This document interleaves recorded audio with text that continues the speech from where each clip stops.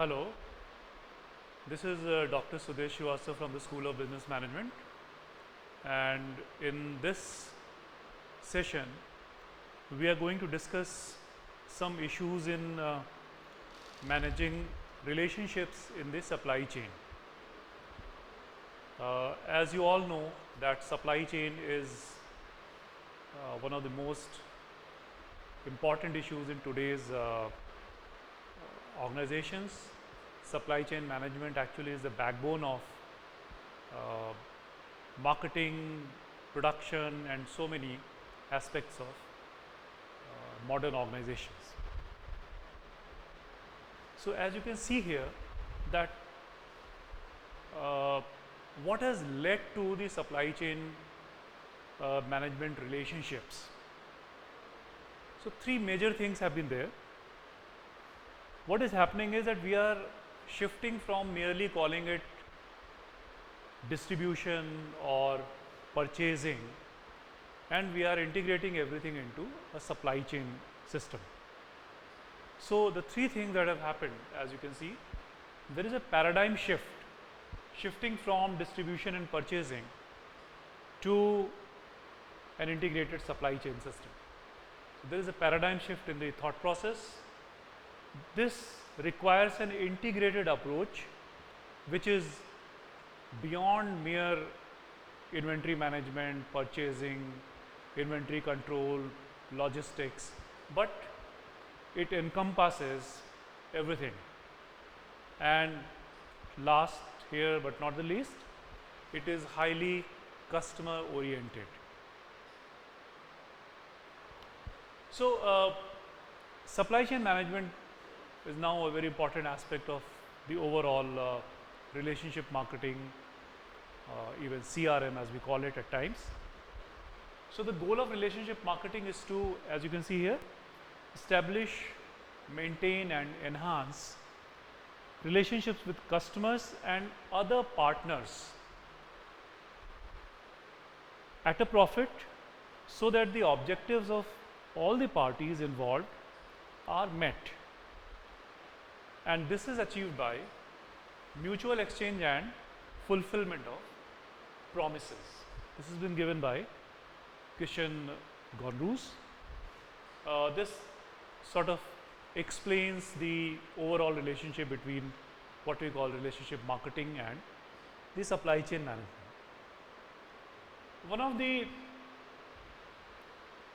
main issues when we start talking about supply chain management is to identify our channel members. So, a lot of researchers have done extensive research about this. Marketing channels researchers have identified a number of members of the channels based on who takes part in various marketing flows, product, title, transfer of title, payment, information and promotions, and each flow includes relevant members such as banks for the payment flow and advertising agencies for the promotions flow. The members of a supply chain may include all companies or organizations with whom the focal company interacts directly or indirectly through its suppliers or customers from the point of origin to the point of consumption. So, to make the task manageable, we distinguish the channel members into two: the primary channel members and the supportive members. The primary members include all those people, all those organizations, autonomous companies or strategic businesses who carry out some kind of value adding activities. It can be operational activities or it can be managerial activities in the business processes designed to produce a specific output for a particular customer or market.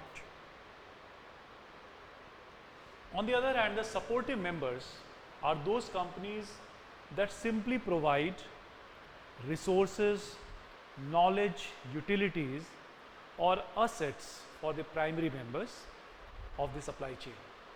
For example, banks that lend money to a retailer or the owner of the building that provides warehouse space, etc. Now, there are two types of relationships that we have in supply chain partners. One is what we call a collaborative partnership type, and the other is what we call an arm's length or the opportunistic. The idea is that we must try to begin, establish and develop a collaborative or a partnership type of mechanism, because a long-term relationship in the end always pays.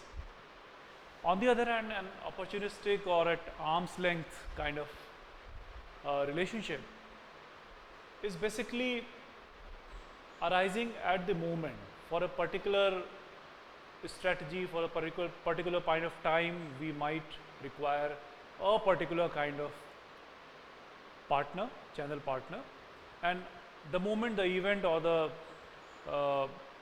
that particular objective is met, then the relationship gets over. It may be okay for sporadic events, but in case of a regular supply chain relationship, we need to have a sufficiently long-term partnership. Now, this diagram basically talks about a framework of how do we manage channel partners relationship. So, the first thing, as you can see here, we need to define a balanced set of relationship. Our relationship must be defined first of all.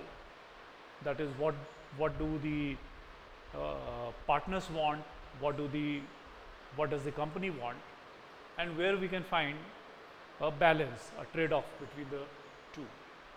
Secondly,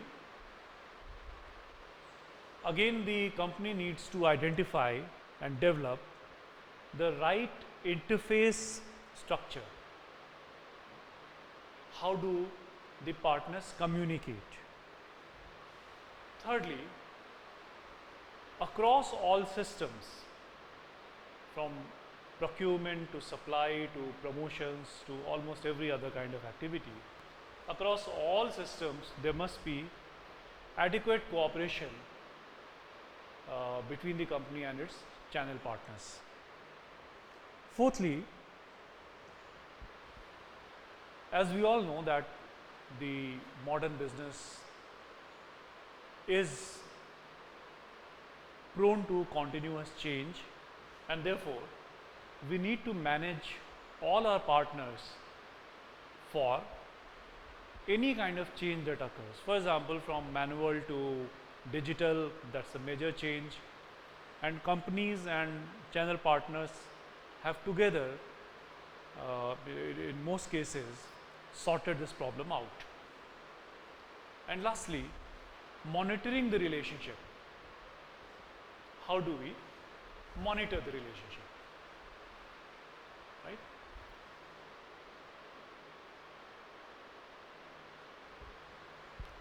Now, how do we define a balanced set of relationship? So the company needs to be precise about its own strategy. We cannot be flickering about the strategy. A strategy has to be formed, well thought after,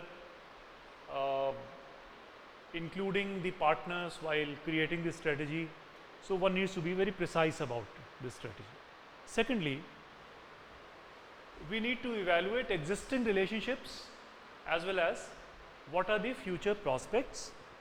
And thirdly, the idea is that our channel partners are partners. We need not control them.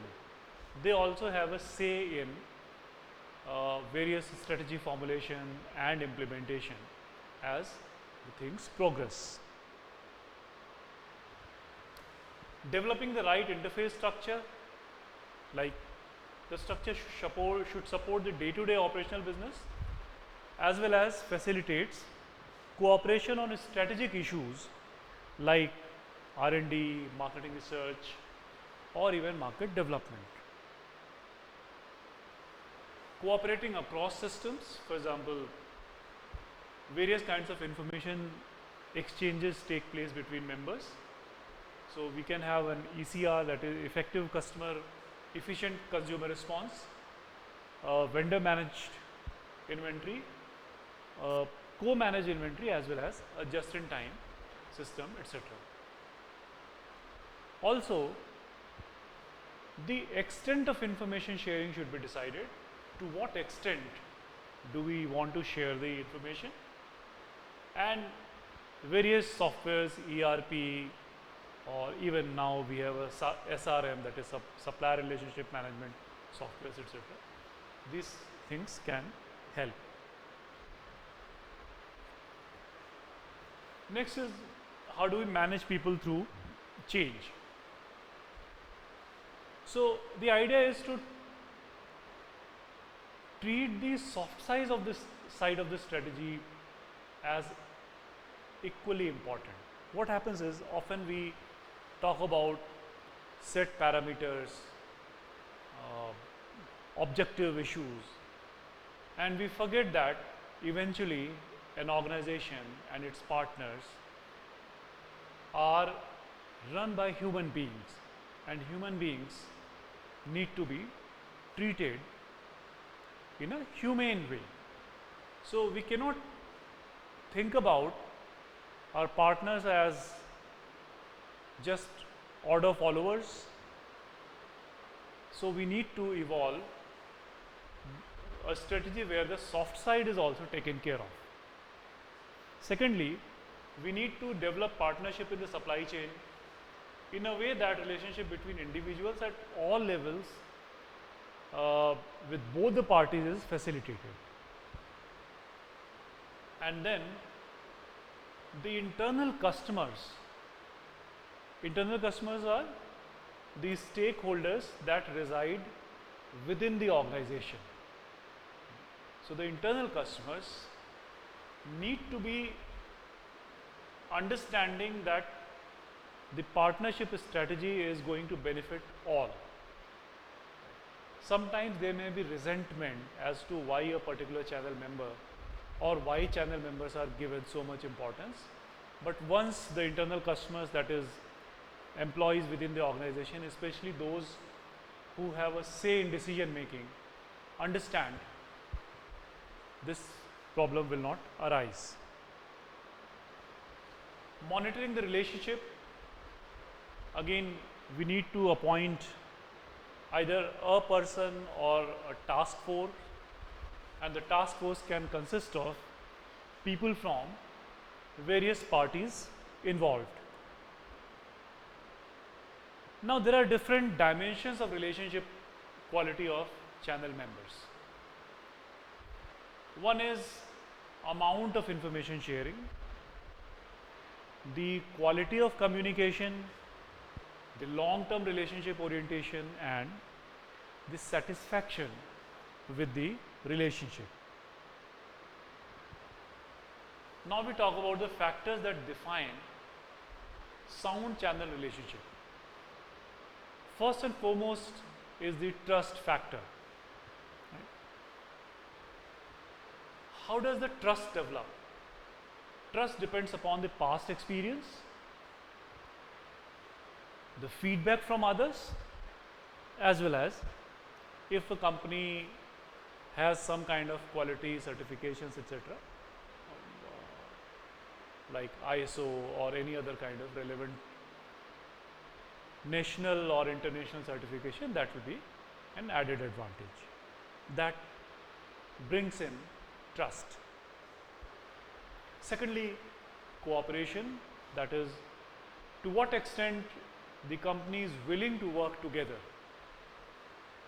Thirdly, communication, it needs to be effective, smooth across different levels of the organizations.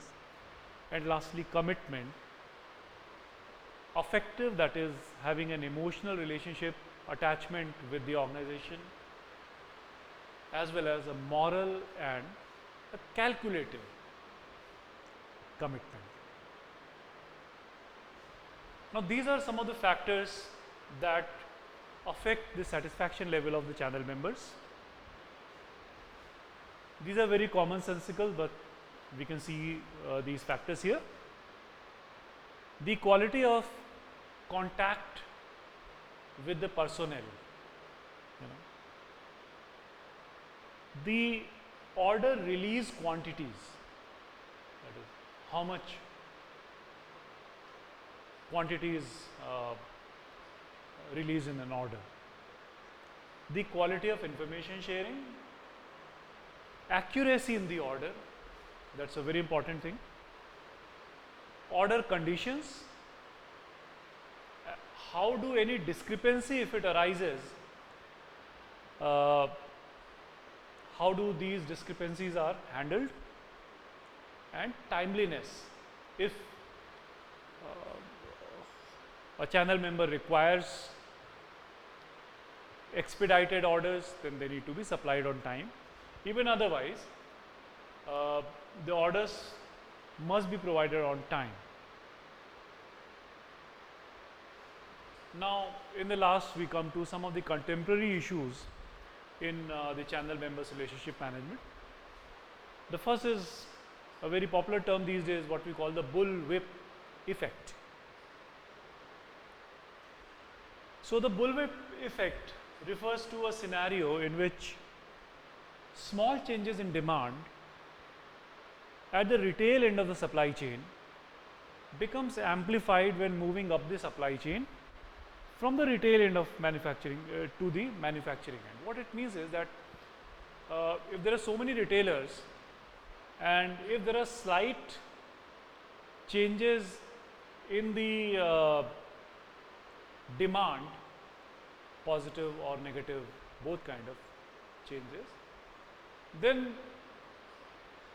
when we aggregate for all the retailers, it creates a very large impact.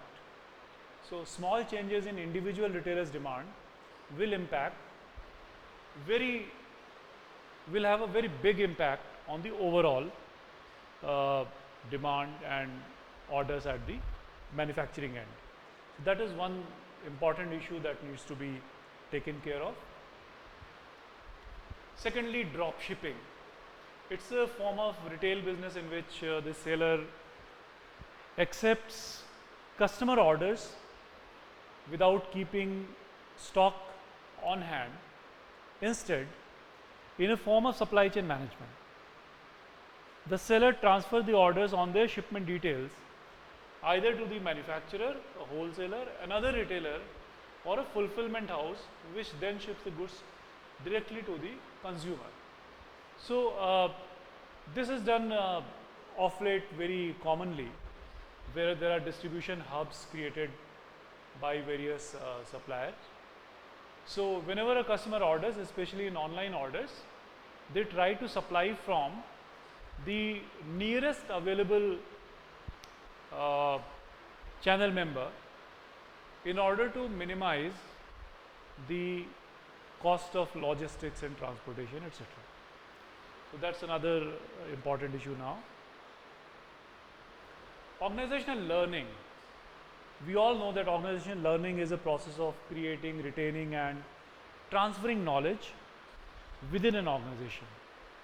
Now, an organization improves over time as it gains experience,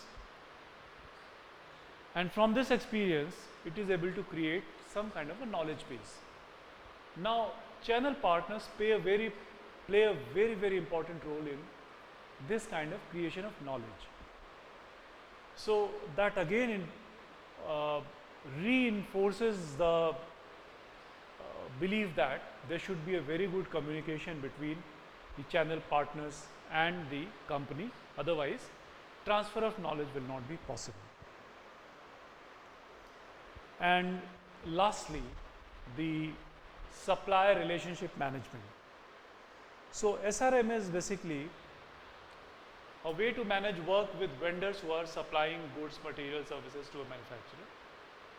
and it involves evaluating each of these relationships and figuring out how to strategize to improve their performance in relation to a manufacturing business. So,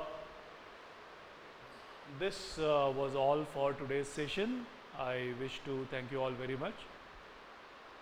Thanks once again.